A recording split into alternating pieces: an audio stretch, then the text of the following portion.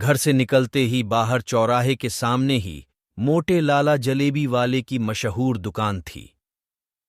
सुबह बेडमी, कचौरी और शाम को एक बड़ी सी कड़ाही में दूध उबाला जाता था, जिससे रबड़ी तैयार होती थी।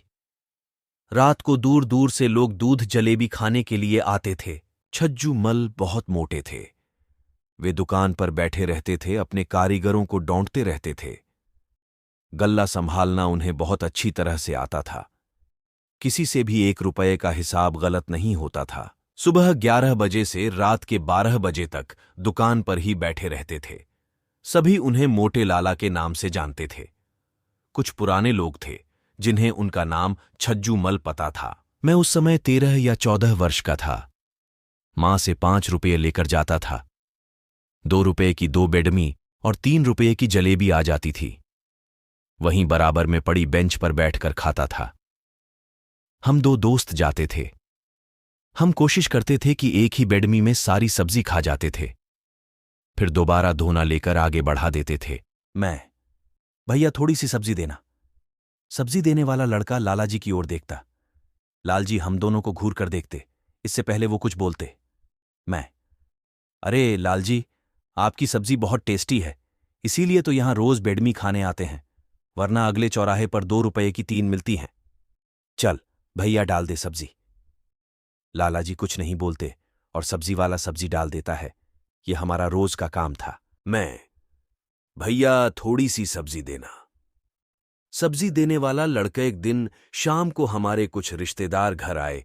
शाम को खाना खाने के बाद दूध जलेबी की फरमाइश होने लगी। पहले तो मेरी ड्यूटी लगी दूध जलेबी पैकर करवा कर लाने की, लेकिन तभी कानपुरा वाली बुआ बोली, जी भैया, याद है बचपन में हम कैसे छज्जू हलवाई की जलेबी खाते थे? वह अभी भी है या?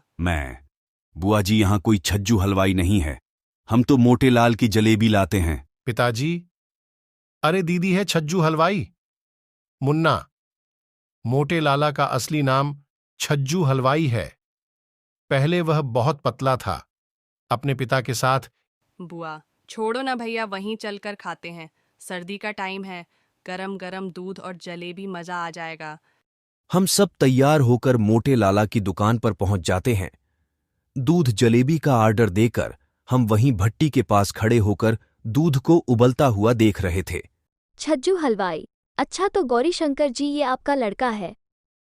हर रोज सुबह जिद करके 2-2 बार सब्जी लेता है, ऊपर से धमकी भी देता है। हम सब तैयार होकर मोटे यह बात सुनकर सब हंसने लगे। मुझे लगा कहीं जमीन में गड़ जाना चाहिए, क्योंकि सबको पता है बेडमी केवल 2 रुपये की आती है। हम सब तैयार होकर मोटे यह पिताजी। क्यों मुन्ना, ये मैं क्या सुन रहा हूं? तुम रोज बेडमी क्यों खाते हो? से चीजें कभी कभी ठीक रहती हैं। वेलकम। मैं नहीं पिताजी, कभी कभी खाता हूं। सभी जोर जोर से हंस रहे थे। मैं गुस्से से मोटे लाला को घूर रहा था। अगले दिन से मैंने उस दुकान पर जाना छोड़ दिया। एक दिन घर वालों के लिए जलेबी लेने गया तो छज्जू हलवाई ने रोक लिया।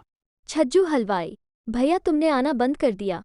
हम तो उस दिन ऐसे ही कह रहे थे, जितनी चाहे सब्जी ले लिया करो। तुम्हारे पिताजी बचपन से इसी दुकान पर आते थे। अच्छा नहीं लगता, अब तुम कोई और दुकान पर जाओ, मैं अब कभी तुम्हारी शिकायत नहीं करूंगा। मेरा भी गुस्सा तब तक निकल चुका था। अगले दिन से हमारा वही सिलसिला चलने लगा। इसी तरह कई साल बीत गए। मैं पढ़ाई पूरी करके दिल्ली आ गया। यही जॉब लग गई। एक दिन पिताजी का फोन आया। उन्होंने बुलाया था। मैं ऑफिस से छुट्टी लेकर घर पहुंचा तो मां ने बताया, माँ, बेटा तेरे लिए एक लड़की पसंद की है, तू देख ले तो हम बात पक्की कर दें। अगले दिन मुझे लड़की दिखाई गई। लड़की ठीक थी। मैंने हां कर दी। मैं 2 दिन बाद दिल्ली आ गया और अपने काम में व्यस्त हो गया। शादी से 4 दिन पहले मैं घर गया। 2 दिन बाद सगाई थी। पिताजी ने सामने एक बड़ी सी धर्मशाला में सारा इंतजाम किया था। मैंने वहां जाकर देखा, छज्जू हलवाई बैठा था। उसके बहुत सारे लोग मिठाई तैयार छज्जू कर रहे हलवाई थे। आ गए भैया, शहर से चिंता मत करो, सब काम बहुत बढ़िया सगाई से और हो शादी जाएगा, कब बीत आपको गई शिकायत का पता ही मौका नहीं नहीं चला। मिलेगा। मधु को पत्नी के रूप में पाकर मैं बहुत खुश था। 2 महीने घर में रहने के बाद मधु को भी पिताजी ने मेरे छोटे भाई के साथ दिल्ली भेज दिया। हम दोनों ने यहां अपनी छोटी सी नई गृहस्थी शुरू की। समय कम पंख लगाकर उड़ गया। एक बार एक दोस्त की शादी का निमंत्रण मिला। मैं और मधु शादी से एक दिन पहले ही घर के लिए रवाना हो गए।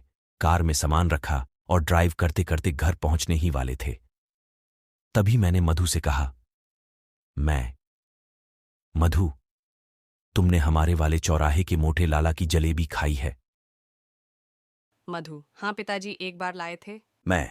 चलो आज वही दूध जलेबी खाएंगे और घर वालों के लिए पैक करा लेंगे। मैं जल्द से जल्द उस चौराहे पर पहुंचना चाहता था, लेकिन जैसे ही मैं वहां पहुंचा तो देखा दुकान बंद थी। बाहर एक लड़का मोमोस बेच रहा था। बेटा ये दुकान आज बंद है क्या? लड़का, भैया ये तो सालों से बंद है, आप मोमोज खाएंगे? नहीं। ये कहकर मैं चौराहे से सीधे अपने घर पहुंचा। मां पिताजी से मिलकर बैठे चाय पी रहे थे। तभी मैंने छज्जू हलवाई की दुकान का पता किया।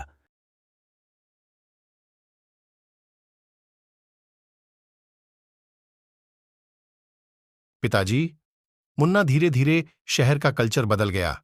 लोग अब मोमोज खाने लगे। छज्जू हलवाई की दुकानदारी कम होने लगी। धीरे धीरे कारीगर कम होने लगे। एक दिन पता लगा छज्जू हलवाई को हार्ट अटैक पड़ा, उसे अस्पताल ले जा रहे थे। रास्ते में ही खत्म हो गया। तब से दुकान बंद है। उसका एक ही लड़का था जो शहर में नौकरी करता है। कुछ लोग बता रहे हैं कि वह दुकान बेच रहा है। पता नहीं कौन खरीदेगा। ये सब सुनकर एक पल के लिए मेरी आंखें नम हो गईं। हम अपने कल्चर